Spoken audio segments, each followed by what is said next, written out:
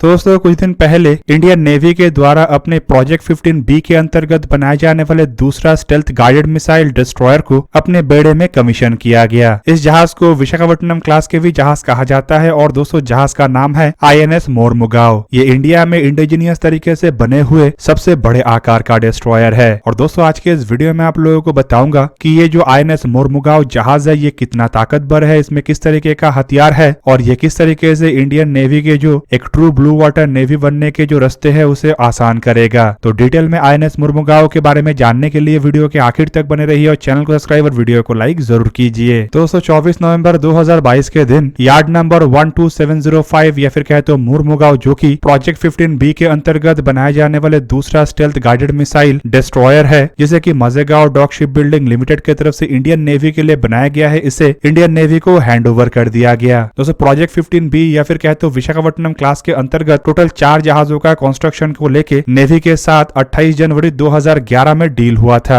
और ये project 15V असल में Kolkata class project 15A destroyer के फॉलो ऑन क्लास है। दोस्तों इस क्लास के अंतर्गत जो पहला जहाज है जिसे कि INS विशाखापट्टनम कहा जाता है, इसे इंडियन नेवी में 21 नवंबर 2021 मतलब आज से करीब करीब 1 साल पहले कमीशन किया गया था। दोस्तों ये जो जहाज है इसके डिजाइन का काम असल में वॉरशिप डिजाइन ब्यूरो की तरफ से किया गया है, जो कि नेवी के इन हाउस ऑर्गेनाइजेशन है और जहाजों के डिजाइन और डेवलपमेंट का काम करता है। मजेगांव डॉक शिप बिल्डिंग लिमिटेड की तरफ से इसका निर्माण किया गया है जो कि मुंबई में है और चारों जहाजों का निर्माण का काम मजेगांव डॉक शिप बिल्डिंग लिमिटेड को ही दिया गया है। दोस्तों ये जो चारों जहाजों को बनाया जा रहा है इसका नामकरण असल में भारत के 4 शहरों के नाम पे है, जिनमें पहला जहाज INS विशाखापट्टनम आंध्र प्रदेश के शहर विशाखापट्टनम के नाम पे है, जबकि दूसरा जहाज गोवा के एक शहर के नाम पे है, तीसरा जहाज INS इंपाल मणिपुर के शहर के नाम पे है और चौथा जहाज INS सूरत गुजरात के शहर के नाम पे है। दोस्तों मोरमुगाओ जहाज के बारे में अगर जाने तो इसके जो कील लेइंग सेरेमनी है ये जून 2015 में आयोजित किया गया था। मतलब जहाज के कंस्ट्रक्शन जून 2015 में शुरू हुआ और 17 सितंबर 2016 के दिन जहाज को लॉन्च किया गया। इसके डिजाइन के जो सबसे बड़े बड़े हिस्से थे उनमें जहाज के हल, जहाज के प्रोपल्शन मैकेनिज्म और कई तरीके के अन्य प्लेटफॉर्म और वेपन्स और सेंसर्स है। हालांकि इस तरीके के इक्विपमेंटों को काफी हद तक कोलकाता क्लास के डिस्ट्रॉयर से इनहेरिट किया गया है, जबकि कोलकाता क्लास के डिस्ट्रॉयर से इन जहाजों को कई सारे मामलों में अलग भी रखा गया है। दोस्तों विशाखापट्टनम क्लास के अंतर्गत बनाए जाने वाले जहाजों के अगर संपूर्ण टाइमलाइन को देखें तो INS विशाखापट्टनम को 12 अक्टूबर 2013 के दिन से कंस्ट्रक्शन करना शुरू किया गया और इसे लॉन्च 20 अप्रैल 2015 में किया गया। जहाज के कमीशन 21 नवंबर 2021 में हुआ और दोस्तों ये जो जहाज है ये फिलहाल एक्टिव है।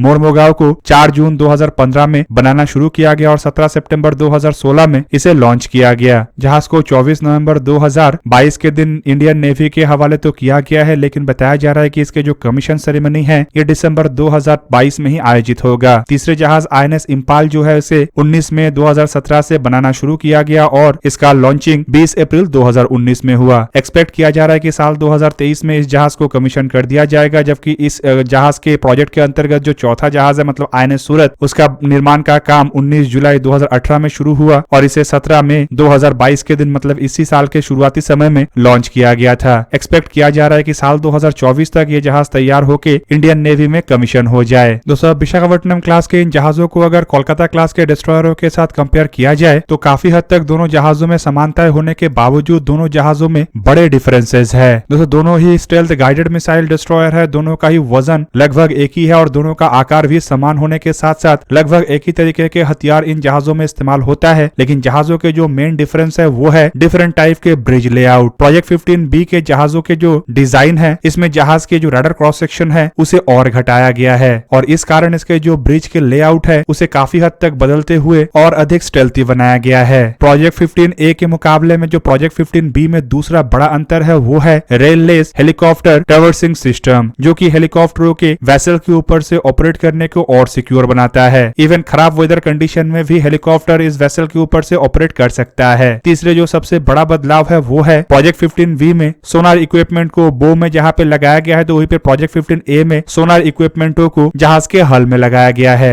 हालांकि इसके अलावा प्रोजेक्ट 15B के जहाज मतलब विशाखापट्टनम क्लास के जहाज में नेटवर्क सेंट्रिक लेआउट, शिप के डेटा नेटवर्क के लिए equipment, automatic power management system और कॉम्बैट मैनेजमेंट सिस्टम को भी जोड़ा गया है। जहाज में नए जो फीचरों को जोड़ा गया है उसे अगर देखा जाए तो इसमें टोटल एटमॉस्फेरिक कंट्रोल सिस्टम को जोड़ा गया है, जो कि एक तरीके से जहाज को न्यूक्लियर, बायोलॉजिकल और केमिकल वॉरफेयर में और बेहतरीन बनाता है। दोस्तों विशाखापट्टनम क्लास के जहाजों को देखा जाए तो इसमें करीब करीब 72% इक्विपमेंट इंडिजीनियस है, जबकि कोलकाता क्लास मतलब प्रोजेक्ट 15A के जहाज में करीबन 59% इंडिजीनियस इक्विपमेंट है। हालांकि इससे पहले के दिल्ली क्लास के अगर डिस्ट्रॉयरों को देखा जाए तो उसमें 42% इंडिजीनियस इक्विपमेंट था। जहाज में मल्टीफुल फायर जोन को बनाया गया है ताकि ये बेहतरीन ढंग से बैटल मैनेजमेंट और डैमेज कंट्रोल को कर पाए। जहाज में डिस्ट्रीब्यूटेड पावर सिस्टम को इस्तेमाल किया गया है जो जहाज के सर्विसिबिलिटी को और इम्प्रूव करता है, और साथ ही साथ इसके जो रिलायबिलिटी है मतलब एंगेजमेंट कंडीशन में जो जहाज अधिक रिलायबल बन जाता है। दोस्तों चलिए अब थोड़ा जानते हैं इन जहाजों के फीचर के बारे में। दोस्तों इन जहाजों को जहां पे कोलकाता क्लास के डिस्ट्रॉयर के बाद बनाया गया है तो वहीं पे माना जा रहा है कि इसके बाद नेक्स्ट जनरेशन डिस्ट्रॉयरों का निर्माण होगा। असल में दोस्तों जहाजों के अगर कीमत को देखें तो फिस्कल ईयर 2020 के मुताबिक 4 जहाजों को बनाने के लिए भारत के द्वारा 35,800 करोड़ रुपया खर्चा किया गया है, जिसका मतलब यह है कि करीब करीब $4.5 बिलियन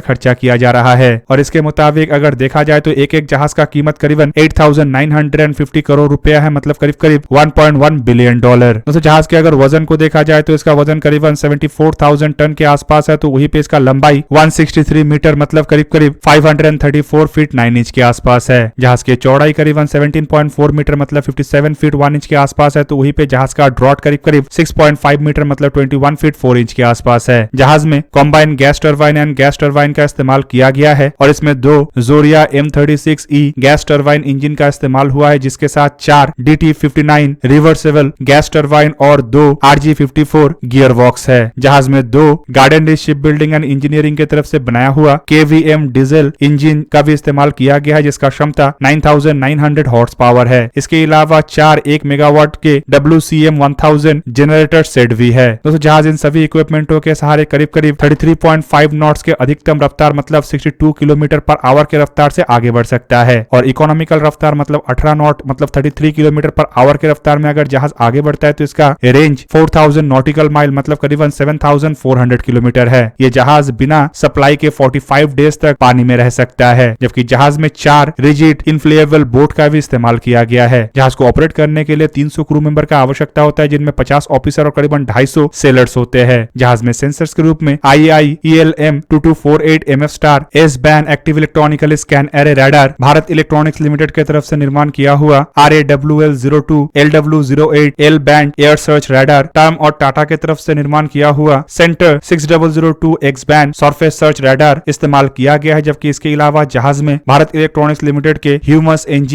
एक्टिव फेज सोनार भारत इलेक्ट्रॉनिक्स लिमिटेड के ही नागिन एक्टिव टो एरे सोनार का इस्तेमाल किया गया है। कॉम्बैट सूट के रूप में इसमें कॉम्बैट मैनेजमेंट सिस्टम CMS का इस्तेमाल किया गया है। इलेक्ट्रॉनिक वॉरफेयर और डेकॉय सिस्टम के रूप में इसमें DRDO के शक्ति इलेक्ट्रॉनिक वॉरफेयर सूट को इस्तेमाल किया गया है, जिनमें इलेक्ट्रॉनिक सपोर्ट मेजर और इलेक्ट्रॉनिक काउंटर मेजर के साथ साथ रैडर फिंगरिंग प्रिंटिंग सिस्टम भी है। DRDO के नयन सिग्नल इंटेलिजेंस सिस्टम सूट का भी इसमें इस्तेमाल किया गया है। डिकॉय के रूप में इसमें 4 कवच डिकॉय लॉन्चर और 2 मरीज टॉर्पेडो काउंटर मेजर सिस्टम का इस्तेमाल किया गया है। हथियार के रूप में इसमें एंटी एयर वॉरफेयर के लिए 8 सेल के 4 मतलब टोटल 32 वर्टिकल लॉन्चिंग सिस्टम ऐसा है जिसके द्वारा बराक 8 सरफेस टू एयर मिसाइलों को दागा जा सकता है, जिसका रेंज करीब करीब 70 किलोमीटर तक है। एंटी सरफेस वॉरफेयर के लिए इसमें 8 सेल के 2 ऐसे वर्टिकल लॉन्चिंग सिस्टम है, मतलब टोटल 16 ऐसे वर्टिकल लॉन्चिंग सिस्टम है जिसके द्वारा ब्रह्मोस एंटीशिप मिसाइलों को दागा जा सकता है। एंटी सबमरीन वॉरफेयर के लिए इसमें 4 533 मिलीमीटर के मतलब 21 इंच के टॉर्पेडो ट्यूब है। हालांकि इसके अलावा 2